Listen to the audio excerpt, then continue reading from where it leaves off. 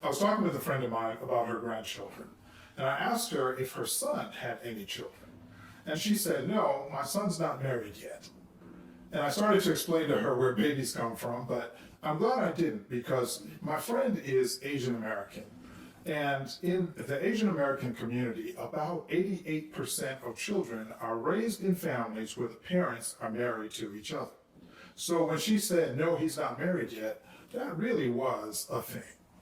Again, 88% of Asian American children are raised in two-parent families where the parents are married to each other.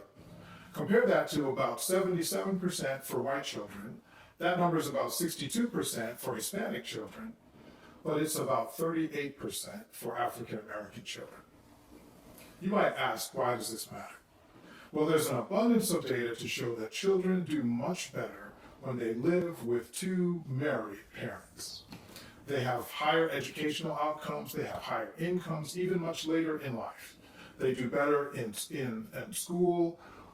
This is particularly pronounced for boys because boys who are raised by single mothers are more likely to get in trouble in school.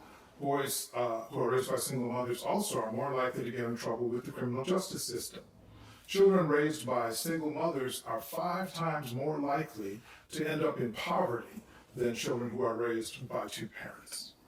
And in America, the data show that the kind of families that we're talking about with two parents are those where the parents are married.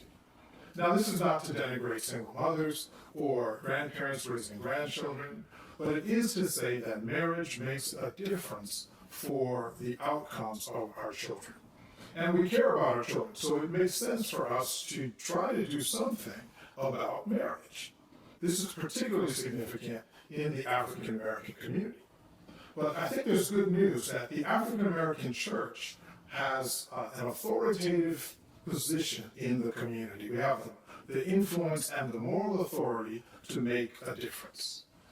Recently, I published a paper on this very topic. And the thesis of my paper is that the African American church should actively and intentionally get involved in promoting marriage. We should be telling young people, especially those who may end up having children, that they ought to get married. And we ought to support that in any way that we can. I'm going to continue doing research on this topic, but I'd love to hear from you. If you know of churches that are doing a good job of promoting marriage, and tell me what some of the results are. So send me your comments, send me your feedback, and let's see if together we can work to save the children.